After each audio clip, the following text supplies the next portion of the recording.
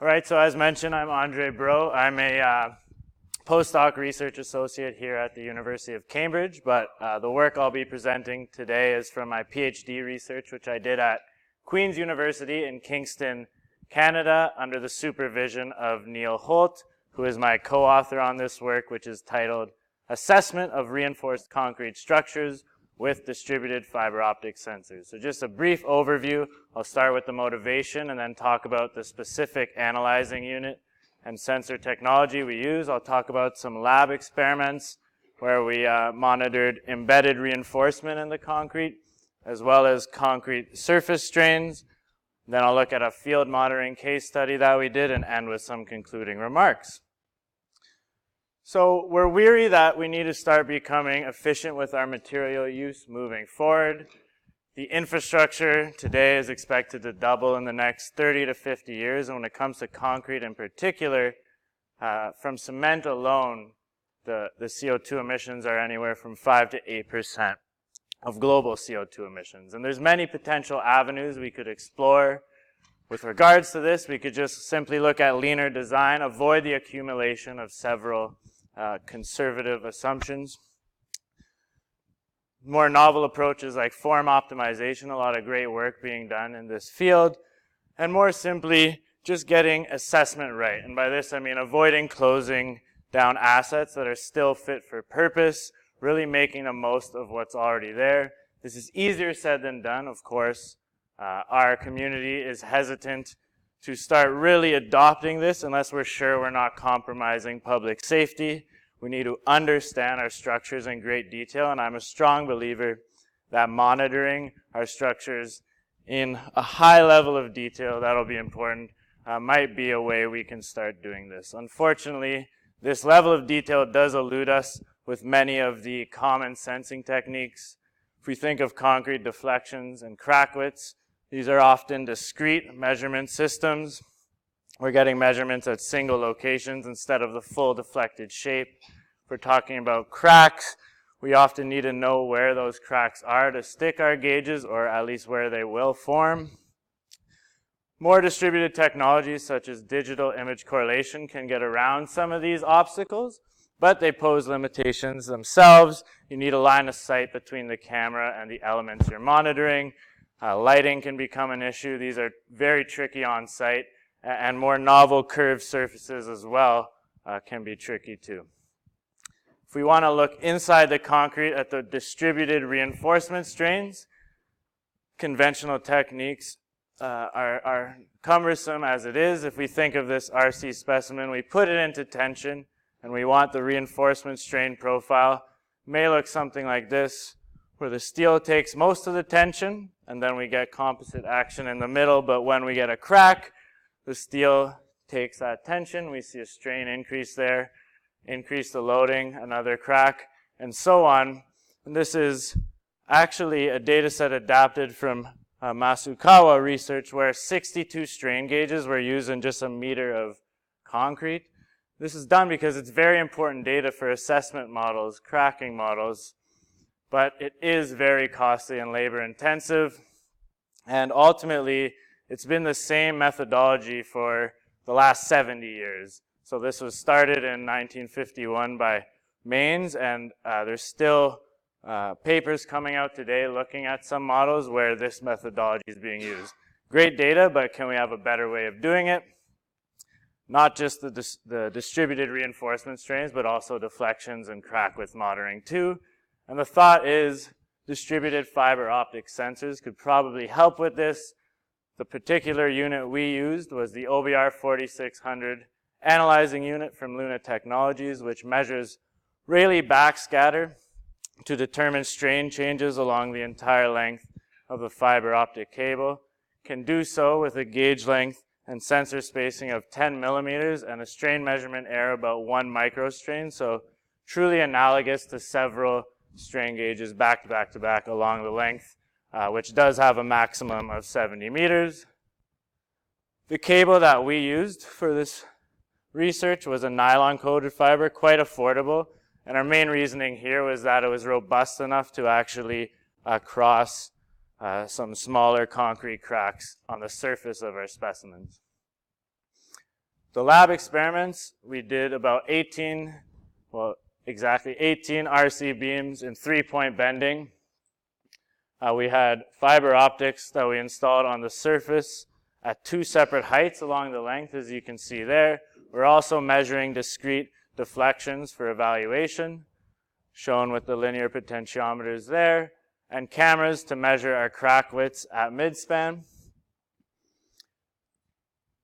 I'll only really get into detail of 3 of these beams, and that's beam 1, which was a 1-meter span, cross-section shown, and beam 2 and 3, which were 2-meter spans, but all of these specimens on the bottom longitudinal reinforcement had fiber optic sensors along the entire span length, as shown there. So if we take a look at some of our external fiber optic data, as expected in positive bending, the top fiber, which is shown in red, goes into compression, and the bottom fiber, shown in blue, goes into tension. We also see these spikes in the data. That's where our fiber is crossing or bridging these concrete cracks in the surface.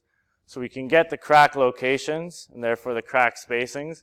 We can also do a localized integration process to get a crack width estimate from that external data at the height of the fiber. If we know the distance between the fibers and the strain difference, we can get curvature, and if we use beam theory, we can integrate that twice to get the deflections along the full length, getting that full deflected shape. If we assume the 2 constants, that there's no bending deflections at the supports, we can see we have our conventional discrete LP measurements there. Fairly good agreement for that deflected shape. In terms of the crack width estimates, looking at all of our specimens, comparing the fiber reading to the digital image correlation, or what the crack widths from the cameras were saying, good correlation would be on that 45-degree line. Fairly good estimates from the FOS. We do see a tail off in the accuracy as those cracks start to increase. Here it's about 0.15 millimeters. This is ultimately when those cracks get large enough, compromising the fiber, making it trickier for the analyzing Luna to interpret reliable strains there, and then ultimately those fibers themselves do rupture.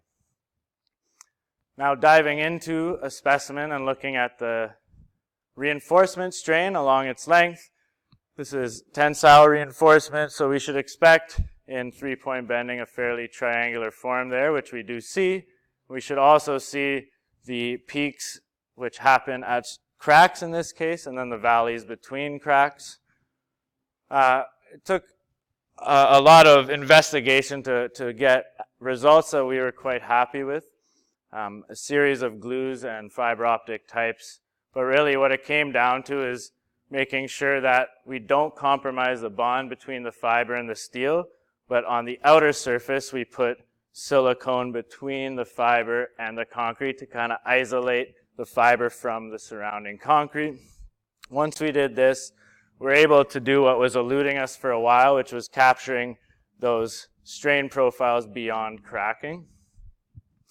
We can go up, keep going, but as we get to a certain point, we start to see maybe this crack's growing.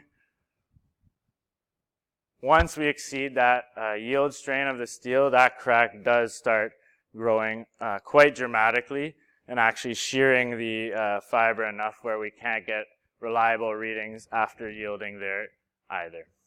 But ultimately, it's one fiber, and we're getting 200 distributed strain readings along that reinforcement, which is an alternative approach to when we have 62 strain gauges or tens of gauges in that span. But maybe more importantly, it's an alternative approach to, for similar installation effort, typically we just put a couple strain gauges on our specimens, maybe one at midspan. But when we get the full picture, you know, in this case where we had strain gauges, we can see that the max strain from the fiber optics about 35% higher than we would have seen at midspan there. So quite interesting. Another thing or data set that's intriguing is superimposing the internal and external data there. We can see that the crack locations are in agreement. And there should be global compatibility from end to end in this case, meaning really that the area underneath each curve should be equal, and they essentially are, so that's good news. So going to our field study, we looked at a large reinforced concrete building in Ottawa, Canada, 5-story building, and we instrumented and tested it during construction. I'll just talk about one beam that we did this with in this particular case. It was an 15.8 meter span beam. Here's a slightly vertically stretched by a factor of 2 schematic there. And we applied, and there's an idea of the gross cross section just to give you an idea. We had a single fiber optic cable that we ran along the top. So we had a top fiber pass in red and then a bottom fiber pass as we loop back around. So it is a single fiber, but it's at 2 separate heights, similar to the lab studies.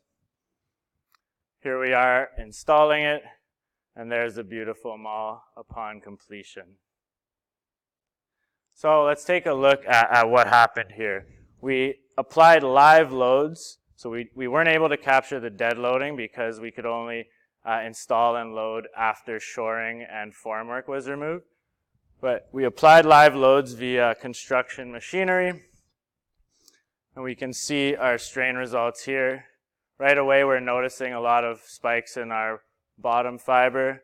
So we see where all these cracks are. Interestingly, though, we're seeing some spikes in the red fiber as well, indicating that some of these cracks were indeed large enough to reach that top fiber.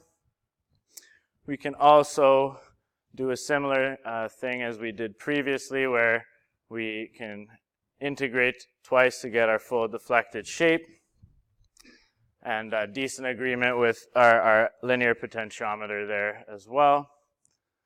Where the top fiber and bottom fiber intersect, that's going to be our inflection point, our points of zero curvature. If there's zero curvature, we also know the moment there's zero, so we can actually go backwards. And if we know our live loading and 2 points of our moment, we can create our live loading shear and moment diagrams as well. An interesting thing I want to point out is this deflection at midspan was about 4 times less than design code models predicted. And from this data, we're able to kind of deduce that it's likely the floor slabs contributing much more than we would typically assume in design. As well, our support conditions are much more favorable. You can see a lot of moment transfer in that moment diagram there.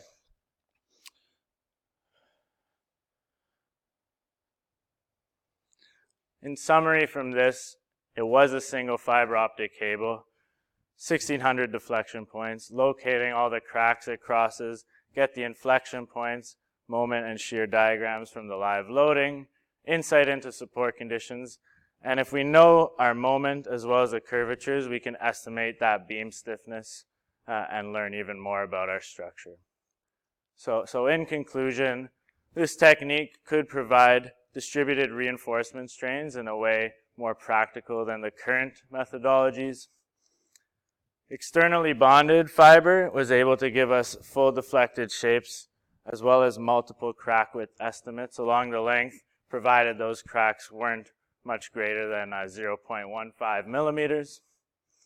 And we saw that with that single fiber, we can capture a ton of detail in the field. When it comes to sensing, we often sense structures we're very worried about, but I think we can probably learn a lot from the ones we're very not worried about, and start achieving some of our material use goals in that way. If we start analyzing every lab experiment and some of these structures that we do know are doing quite okay in the level of detail that's possible, I think we can start reducing that uncertainty and achieve efficient material use. So with that, I say thank you.